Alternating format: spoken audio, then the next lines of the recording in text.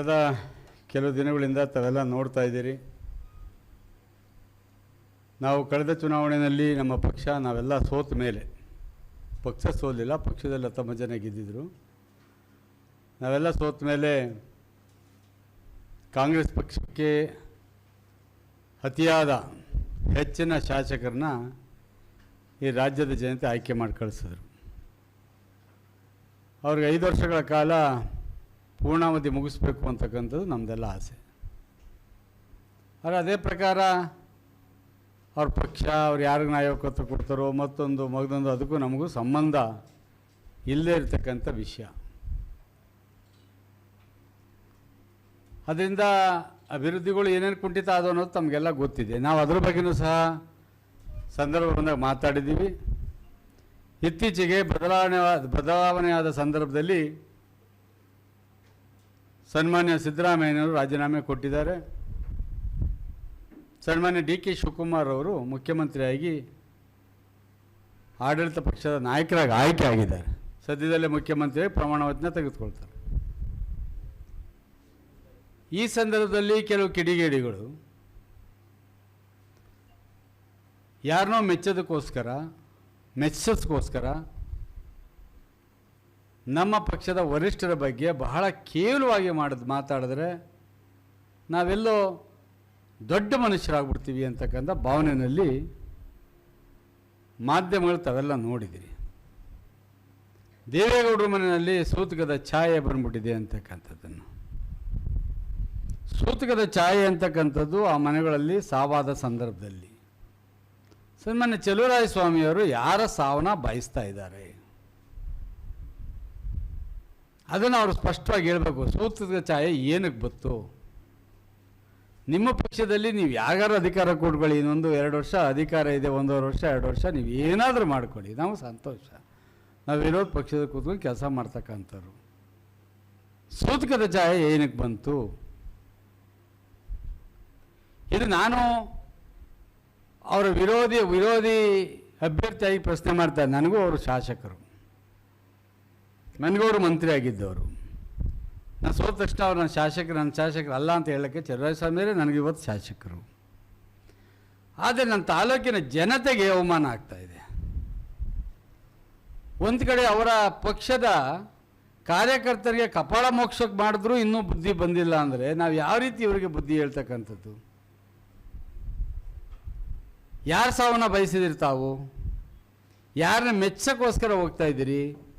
ದೇವೇಗೌಡ ಇತಿಹಾಸ ಇಲ್ಲಿದ್ದೇ ನನಗೆ ಭಾಳ ಗೊತ್ತು ಅಂತ ಏನ್ರಿ ಗೊತ್ತು ನಿಮಗೆ? SM ಕೃಷ್ಣರವರು ಒಂದು ಕಾಲದಲ್ಲಿ ಮುಗಿದೇ ಹೋದರು ರಾಜಕೀಯವಾಗಿ ಅಂತಕ್ಕಂಥ ಸಂದರ್ಭದಲ್ಲಿ ಜೀವ ಕೊಟ್ಟವ್ರು ಯಾರು? ಅವ್ರನ್ನ ಕರ್ಕೊಂಬಂದು ರಾಜ್ಯಸಭಾ ಮೆಂಬರ್ ಮಾಡಿ ತದನಂತರ ಅವ್ರು ಮುಖ್ಯಮಂತ್ರಿ ಆಗೋವರೆಗೂ ಸಹಕಾರ ಕೊಟ್ಟವ್ರು ಯಾರು? ಇದೇ ಸದಾನಂದ ಗೌಡರು ಮುಖ್ಯಮಂತ್ರಿ ಆದಂಥ ಸಂದರ್ಭದಲ್ಲಿ ಸಂಪೂರ್ಣವಾಗಿ ಪಕ್ಷಾತೀತವಾಗಿ ಸಹಕಾರ ಕೊಟ್ಟಂಥವ್ರು ಯಾರು? ಇವತ್ತು ಡಿ ಕೆ ಶಿವಕುಮಾರ್ ಅವರು ಮುಖ್ಯಮಂತ್ರಿ ಆಗಿಬಿಟ್ರೆ ದೇವೇಗೌಡರು ಹೊಟ್ಟೆ ಹೊರೀತು. ಏನು ಪ್ಲ್ಯಾನ್ ಮಾಡಿದರು ದೇವೇಗೌಡರು? ನಾವಿವತ್ತು BJP ಜೊತೆ NDAನಲ್ಲಿ ನಾವು ಅವ್ರ ಜೊತೆಯಲ್ಲಿದ್ದೇವೆ. ಕಾಂಗ್ರೆಸ್ನವ್ರಿಗೆ ಏನು ಪ್ಲ್ಯಾನ್ ಮಾಡೋಕ್ಕಾಗ್ತದೆ? ನಾವು ಏನು ಹೇಳ್ತಾರೆ, ಅವ್ರ ಪ್ಲ್ಯಾನ್ ಫೇಲ್ಯೂರ್ ಆಗ್ಬಿಡ್ತು, ಅದಾವು ಏನು ಪ್ಲ್ಯಾನ್ ಮಾಡಿದ್ರು? ನಮಗೆ ಕಾಂಗ್ರೆಸ್ ಪಕ್ಷದಿಂದ ಯಾರೇ ಮುಖ್ಯಮಂತ್ರಿ ಆದರೂ ಸಹ ನಮ್ಮ ವಿರೋಧಿನೇ. ನಮ್ಮ ಪಕ್ಷಕ್ಕೆ ನಾವು ವಿರೋಧ ಪಕ್ಷಕ್ಕೆ ವಿರೋಧ ಮಾಡ್ತಾ ಇರ್ತೀವಿ. ಅವ್ರು ಮಾಡ್ತಕ್ಕಂಥ ಒಳ್ಳೆಯ ಕೆಲಸಗಳನ್ನ ಹೊಗಳ್ತೀವಿ, ಮಾಡ್ತಕ್ಕಂಥ ಕೆಟ್ಟ ಕೆಲಸಗಳನ್ನ ತಗೊಳ್ತೀವಿ. ಆದರೆ ಈ ರೀತಿ ಒಬ್ಬ ಅಪ್ರತಿಮ ಹೋರಾಟಗಾರ, ಈ ನಾಡು ಕಂಡಂಥ ಶ್ರೇಷ್ಠ ಆಡಳಿತಗಾರ, ಕನ್ನಡ ನಾಡಿನಲ್ಲಿ ಇವತ್ತು ಯಾರಾದರೂ ಪ್ರೈಮ್ ಮಿನಿಸ್ಟರ್ ಆದರೆ ಒಬ್ಬರೇ ದೇವೇಗೌಡರು.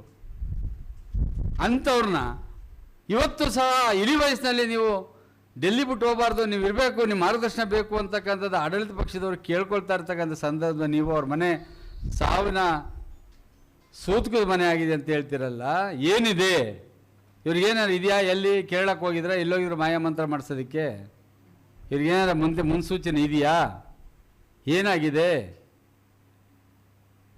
ಇದನ್ನು ಹೇಳಬೇಕಾಗಿದೆ. ಇದನ್ನು ಬಹಳ ಖಂಡತುಂಡವಾಗಿ ಖಂಡಿಸ್ತೀವಿ. ಆತನ ಹೇಳಿಕೆಯನ್ನು ಇನ್ನು ಮುಂದೆ ಇದೇ ರೀತಿ ಬೇಜವಾಬ್ದಾರಿ ಹೇಳಿಕೆಗಳನ್ನ ಕೊಟ್ಟರೆ ಅದನ್ನ ಪರಿಸ್ಥಿತಿನ ಎದುರಿಸ್ಬೇಕಾಗ್ತಕ್ಕಂಥ ಕಾನ್ಸಿಕ್ವೆನ್ಸಸ್ ಎದುರಿಸ್ಬೇಕಾಗ್ತದೆ. ಆತ ಭಾಳ ತಪ್ಪು ಮಾಡ್ತಾ ಇದ್ದಾರೆ. ಅದೇನು ಅಧಿಕಾರದ ಮದನೋ ಹಣದ ಮದನೋ ಇಲ್ಲ ದುರಾಂಕಾರನೋ ಯಾವುದು ಅರ್ಥ ಆಗ್ತಾ ಇಲ್ಲ. ಬುದ್ಧಿ ಕಲ್ತ್ಕೋಬೇಕಾಗಿತ್ತು ಇಷ್ಟೊತ್ತಿಗೆ, ಇನ್ನೂ ಕಲ್ತಿಲ್ಲ ಅಂದರೆ ಏನರ್ಥ? ಇವರೇ ಶಾಶ್ವತವಾಗಿ ಅಧಿಕಾರದಲ್ಲಿ ಕೂತಿರ್ತಾರೆ ಅಂದ್ಕೊಂಡವರ? ಬರಲಿ, ಜನತೆ ತೋರಿಸ್ತಾರೆ. ಚುನಾವಣೆ ಬಂದಂಥ ಸಂದರ್ಭದಲ್ಲಿ ಯಾರ್ಯಾರು ಏನೇನು ಅಂತಕ್ಕಂಥದ್ದನ್ನ ತೋರಿಸ್ತಾರೆ. ಬರಲಿ, ಚುನಾವಣೆ ಬರಲಿ. ಇವ್ರದ್ದು ಏನು, ಇವ್ರ ಯೋಗ್ಯತೆ ಏನು, ನಮ್ಮ ಯೋಗ್ಯತೆ ಏನು, ಎಲ್ಲ ಯೋಗ್ಯತೆಗಳನ್ನು ತೆಗೆದಿರ್ತಾರೆ. ಆದರೆ ಈ ದೇಶ ಕಂಡಂಥ ಒಬ್ಬ ಅದ್ಭುತ ವ್ಯಕ್ತಿಯ ಕುಟುಂಬದ ಬಗ್ಗೆ ಮಾತಾಡ್ತಕ್ಕಂಥದ್ದು, ಅವ್ರ ಬಗ್ಗೆ ಮಾತಾಡ್ಬಿಟ್ರೆ ನಾನೆಲ್ಲ ದೊಡ್ಡ ಮನುಷ್ಯ ಆಗ್ತೀನಿ ಅಂತಕ್ಕಂಥದ್ದು, ಅವ್ರನ್ನ ಹೆಸರಿನಲ್ಲಿ ಮಾತಾಡಿ ನಾನು ಲೀಡರ್ ಆಗೋಗ್ತೀನಿ ಅಂತಕ್ಕಂಥದ್ದು ಇವರ ಭ್ರಮೆ. ಆ ಭ್ರಮೆ ಬಹಳ ದಿವಸ ಉಳಿಯೋದಿಲ್ಲ, ಭಾಳ ಹತ್ತುದಲ್ಲಿ ಹೋಗ್ತಕ್ಕಂಥದ್ದು. ಈ ಸಂದರ್ಭದಲ್ಲಿ ನಾನು ಆ ಹೇಳಿಕೆಯನ್ನು ಭಾಳ ಖಂಡಿತವಾಗಿ ಖಂಡತುಂಡವಾಗಿ ಖಂಡಿಸ್ತಾ ಇದ್ದೀವಿ. ಇವತ್ತು ಯಾವ ಯಾವ ರೀತಿ ದ್ವೇಷವನ್ನು ರಾಜಕಾರಣವನ್ನು ಮಾಡ್ತಾ ಇದ್ದಾರೆ, ಯಾವ್ಯಾವ ಇಲಾಖೆಯಲ್ಲಿ ಯಾವ್ಯಾವ ರೀತಿ ಅವರು ಎಲ್ಲನ ಹಿಡಿತಕ್ಕೆ ತಗೊಂಡು ಕಂಟ್ರೋಲ್ ಮಾಡಿ ಜನಗಳಿಗೆ ಯಾವ್ಯಾವ ರೀತಿ ಹೆಂಗೆ ತೊಂದರೆ ಕೊಡ್ಬೋದು ಅಂತಕ್ಕಂಥ ನಿಮ್ಮೊಂದು ಉದಾಹರಣೆ ಹೇಳ್ತೀನಿ.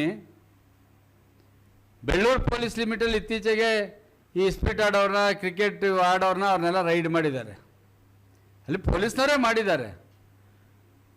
ಅದರಲ್ಲಿ ಇವರ ಕಡೆಯವರ ಮೇಲೆ ರೈಡ್ ಮಾಡೋರ ಕಾರಣಕ್ಕೆ ಇಬ್ಬರು ಪೊಲೀಸ್ನವ್ರನ್ನ ಟ್ರಾನ್ಸ್ಫರ್ ಮಾಡಿಸ್ತೀವಿ, ಸಂತೋಷ. ಆ ಪೊಲೀಸ್ನವ್ರು ಹೋಗಿ ಏನೋ ಕೈ ಮುಗಿದು, ಸ್ವಾಮಿ ನಾವೆಲ್ಲ ಮಕ್ಕಳು ಮರಿಗಳು ಇಲ್ಲೆಲ್ಲ ಇದ್ದಾವೆ, ಅವ್ರನ್ನ ನಾವು ಈಗ ಈ ಹಂತದಲ್ಲಿ ಟ್ರಾನ್ಸ್ಫರ್ ಮಾಡಿಬಿಟ್ರೆ ತೊಂದರೆ ಆಗ್ತದೆ, ಸ್ವಲ್ಪ ಕಾಲಾವಕಾಶ ಕೊಡಿ ಅಂದರೆ, ಯಾರು ರೈಡ್ ಮಾಡಿ ಸಿಗಾಕೊಂಡಿದ್ದ ಅವನ ಹತ್ರ ಕೈ ಕಟ್ಕೊಂಡು ಕ್ಷಮೆ ಕೇಳ್ಬಿಟ್ಟು ಅವನ ಕೈಯಿಂದ ಫೋನ್ ಮಾಡಿಸೋ, ನಿನಗೆ ಇಲ್ಲೆಲ್ಲಾದ್ರೂ ಇಲ್ಲೇ ಹತ್ರದಲ್ಲಿ ಹಾಕ್ಸ್ಕೊಡ್ತೀನಿ ಅಂತಕ್ಕಂಥದ್ದು. ಅದೇ ರೀತಿ ಒಬ್ಬ ಹೆಣ್ಮಗಳು ದಲಿತ ಜನಾಂಗದ ಸೇರಿದವಳು, ಅವಳು ಆಕೆದು ಕೊಪ್ಪ ಕೌಡ್ಲೆ, ಅವಳು ನಮ್ಮಲ್ಲಿ ಹೆಡ್ ಕಾನ್ಸ್ಟೇಬಲ್ ಪಿ ಸಿನೂ ಆಗಿದ್ದಾರೆ. ನಾನು ಅವ್ರ ಮಗನ ಮದುವೆಗೆ ಹೋಗ್ಬಿಟ್ಟಿದ್ದೀನಿ ಅಂತ ನನ್ನ ಹೆಂಡತಿ ಅವ್ರ ಮೊಮ್ಮಗ ನಾಮಕರಣಕ್ಕೆ ಯಾವತ್ತೂ ಹೋಗಿದ್ದಾರೆ, ಹಳೆ ಫೋಟೋಗಳನ್ನ ಹಿಡ್ಕೊಂಡು ಇವರಿಬ್ಬರು ಸುರೇಶ್ ಗೌಡನ ಕಡೆಯವ್ರನ್ನ ಮೊದಲು ಇಲ್ಲಿಂದ ಆಚೆ ಹಾಕಿರಿ ಅಂದರೆ ಇದು ಯಾವ ರಾಜಕಾರಣ ಸ್ವಾಮಿ? ಇದು ನಮ್ಗೆ ಅರ್ಥನೇ ಆಗ್ತಾಯಿಲ್ಲ. ಆಗಲಿ, ಇದೆಲ್ಲ ಜನಗಳು ಮತ ಕೊಟ್ಟಿದ್ದಾರೆ, ಅವ್ರ ಅಧಿಕಾರ ಇದೆ, ಅವ್ರು ನಡೆಸ್ತೀನಿ. ನನಗೆ ನಿಮಗೆ ಉದಾಹರಣೆ ಹೇಳಿದಂಥದ್ದು ಇವರ ಅಕ್ರಮಗಳು ಏನೇನಿದ್ದಾವೆ ಅಂತಕ್ಕಂಥದ್ದು. DCC ಬ್ಯಾಂಕ್ನಲ್ಲಿ ಇನ್ಸೂರೆನ್ಸಿಂದ ಇದ್ದು ಬಿಟ್ಟಿಲ್ಲ, ಎಲ್ಲ ತಿನ್ಕೊಂಡಿದ್ದಾರೆ. ಹೇಳ್ತಾ ಇದ್ರು ನಮ್ಮ ಸರ್ಕಾರ ನಾವು ಶಾಸಕರಾಗಿದ್ದಾಗ, BJP ಗೌರ್ಮೆಂಟ್ ಇದ್ದಾಗ, ಮನ್ಮೂಲ್ನಲ್ಲಿ ಬಹಳ ಆಗಿದೆ ಅಂತ.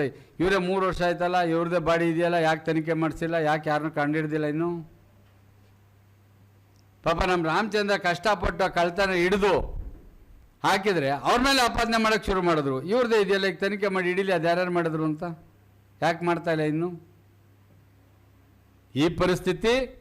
ಆದರೆ ನಾನಿವತ್ತು ಪಾಪ ಆತನ ಹುಟ್ಟದಬ್ಬ ಇವತ್ತಿರಬೇಕು, ನಾವು ಶುಭಾಶಯ ಕೋರಬೇಕಾಗಿತ್ತು. ಆದರೂ ಸಹ ನಾನು ಈ ಟೀಕೆನಲ್ಲೂ ಸಹ ಅವ್ರು ಹುಟ್ಟದಬ್ಬ ಒಳ್ಳೇದಾಗಲಿ, ಆರೋಗ್ಯ ಚೆನ್ನಾಗಿ ಕೊಡಲಿ ಅಂತ ಬಯಸ್ತಕ್ಕಂಥವ್ರು ನಾವು. ದೇವ್ರು ಒಳ್ಳೇದು ಮಾಡಲಿ. ಇನ್ನೊಂದು ಸಾರಿ ದೇವೇಗೌಡರ ಬಗ್ಗೆ, ಅವ್ರ ಕುಟುಂಬದವ್ರ ಬಗ್ಗೆ, ಕುಮಾರಸ್ವಾಮಿಯವ್ರ ಬಗ್ಗೆ ನಾಲ್ಗೆನ ಉದ್ದ ಬಿಟ್ಟು ನಿನ್ನ ನಾಲ್ಗೆನ ಎಲ್ಲೆಲ್ಲಿ ಕತ್ತರಿಸ್ಬೇಕು ಅಂತಕ್ಕಂಥ ನಮಗೆ ಚೆನ್ನಾಗಿ ಗೊತ್ತಿದೆ. ನಿನ್ನ ಹತ್ರ ಅಧಿಕಾರ ಇರ್ಬೋದು, ಹಣ ಇರ್ಬೋದು, ದುರಾಂಕಾರ ಇರ್ಬೋದು, ಅದಕ್ಕಿಂತ 10 ಪಟ್ಟು ನಡೆಸ್ಕೊಳ್ತಕ್ಕಂಥ ಶಕ್ತಿ ನಮ್ಮ ಹತ್ರ ಇದೆ. ಜನಗಳು ನಮ್ಗೆ ಆ ಶಕ್ತಿ ಕೊಟ್ಟಿದ್ದಾರೆ ಅಂತಕ್ಕಂಥ ಈ ಸಂದರ್ಭ ಎಚ್ಚರಿಕೆ ಮಾತನ್ನು ಆತನಿಗೆ ಹೇಳ್ತಾ ಇದ್ದೀವಿ. ಧನ್ಯವಾದಗಳು. ಅವ್ರಿಗೆ ಒಂದ್ಸರಿ ಗೊತ್ತಾಗ್ಬಿಡ್ತದೆ ಯಾರ್ಯಾರ ಮನೆ ಸಾಯ್ತಾರೆ, ಯಾರ್ಯಾರ ಮನೆ ಬದುಕ್ತಾರೆ, ಯಾರ್ಯಾರ ಮನೆ ಇದಾಗ್ತಾರೆ ಅಂತ ಅವ್ರಿಗೆ ಗೊತ್ತಾಗ್ತದೆ. ಅದಕ್ಕೋಸ್ಕರ ಅವರು ಮುಂದಾಲೋಚನೆಯಿಂದ ಹೇಳಿದ್ದಾರೆ. ಇದು ಅದೆಲ್ಲ ಎತ್ತಿದ ಕೈಗಳು, ಅದೇನು ಓಪನ್ ಆಗಿ ಹೇಳ್ತಾ ಇದ್ದೀವಿ, ಅದೆಲ್ಲ ಎತ್ತಿದ ಕೈಗಳು ಅವರು. ಹಾಂ, ನಾನಿರಲಿಲ್ಲ. ಕೊನೆಗೆ ಹುಡ್ದಬ್ಬ ಶುಭಾಶಯ ಹೇಳ್ತಾ ಇದ್ದೀವಿ. ಸುರೇಶ್ ಗೌಡನ ಜೀವನದಲ್ಲಿ ಅಡ್ಜಸ್ಟ್ಮೆಂಟ್ ರಾಜಕೀಯ ಇಲ್ಲ, ಅದಕ್ಕೆ ಬೇರೆಯವ್ರು ಇದ್ದಾರೆ ಅಡ್ಜಸ್ಟ್ಮೆಂಟ್ಗೆ. ಓಲೈಕೆ ಮಾಡೋಕ್ಕೋಸ್ಕರನೇ ಇದ್ರ ಈ ಬಗ್ಗೆ ಮಾತಾಡಿರ್ತಕ್ಕಂಥದ್ದು. ಎಲ್ಲಿ ಸಚಿವ ಸ್ಥಾನ ಕೈ ತಪ್ಪೋಗ್ತದೋ ಮತ್ತೊಂದು ತಪ್ಪೋಗ್ತದೆ ಅಂತಕ್ಕಂಥ ರೀ. ಮಂಡ್ಯದಲ್ಲಿ ಶಂಕರೇಗೌಡರಿದ್ದರು, ಮಾದೇಗೌಡರಿದ್ದರು, H.T. ಕೃಷ್ಣಪ್ಪನವರಿದ್ದರು. ಅವ್ರು ಯಾರ ಮನೆ ಬಾಗಿಲಿಗೆ ಓದಿ ಮಂತ್ರಿ ಪದವಿ ತೆಗೆದುಕೊಂಡಿರಲ್ಲ, ಅವ್ರ ಮನೆ ಬಾಗಿಲು ಮಂತ್ರಿ ಪದವಿ ಬರ್ತಾ ಇತ್ತು. ಯಾರಾದರೂ ನೋಡಿದ್ರ ನೀವು? ಯಾರಾದರೂ ಹೋಗಿ ನನ್ನ ಮಂತ್ರಿ ಕೊಡಿ ಅಂತ ಕೇಳ್ತೆ? ಮಾದೇಗೌಡರು ಯಾವ ಥರ ನನ್ನ ಮಂತ್ರಿ ಕೊಡಿ ಅಂತ ಕೇಳ್ತಿದ್ರಾ? ನಿಂಗೆ ಯಾವ್ದು ಬೇಕಪ್ಪ ಅಂತ ಕೊಡ್ತಿದ್ರು. ಆ ಥರ ಉಳಿಸ್ಕೋಬೇಕು ಗೌರವನ, ಅದು ಇರ್ತಕ್ಕಂಥದ್ದು. ಇಲ್ಲಪ್ಪ, ಇನ್ನು 2 ವರ್ಷ I wish him all the best. ಈಗ ಆಗಿರೋ 3 ವರ್ಷ ಯಾವಟ್ಟೆ ಉರಿಬತ್ತು ನಮಗೆ? ಆಗಲಿ ಬಿಡಿ, ಅದಕ್ಕೇನಂತೆ, ಕೊಡ್ತಾರೆ, ಕನ್ಫರ್ಮ್ ಆಗಿ ಮಂತ್ರಿ ಆಗ್ತಾರೆ, ಆಗಲಿ, ಬೇಡ ಅಂತ ಹೇಳೋದು. ಆದರೆ ಕೆಲವು ವ್ಯಕ್ತಿಗಳ ಬಗ್ಗೆ ಮಾತಾಡ್ತಕ್ಕಂಥ ಸಂದರ್ಭದಲ್ಲಿ ಇವರು ಈ ರೀತಿಯ ಶಬ್ದಗಳ ಪದಪ್ರಯೋಗಗಳನ್ನು ಮಾಡಿದ್ರೆ ಅದು ಎಂಥವ್ರಿಗಾದ್ರೂ ಸಹ ಅಸಹ್ಯ ಅನ್ಸೋದಿಲ್ವಾ? ಯೋಚನೆ ಮಾಡಿ, ನೀವೇ ಹೇಳಿ, ಯಾರ ಬಗ್ಗೆ ಮಾತಾಡ್ತೀವಿ ಅಂತ ಪ್ರಜ್ಞೆ ಇರಬೇಕಾಗ್ತದೆ.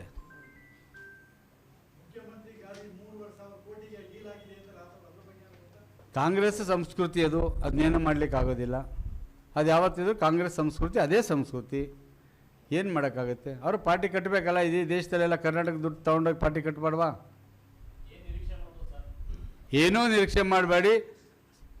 ಈ ಕಾಂಗ್ರೆಸ್ ಸರ್ಕಾರ ಈ ರಾಜ್ಯವನ್ನು ಲೂಟಿ ಮಾಡೋದನ್ನು ಅತಿ ಹೆಚ್ಚಾಗಿ ನಿರೀಕ್ಷೆ ಮಾಡಿ ಇಟ್ಕೊಳ್ಳಿ.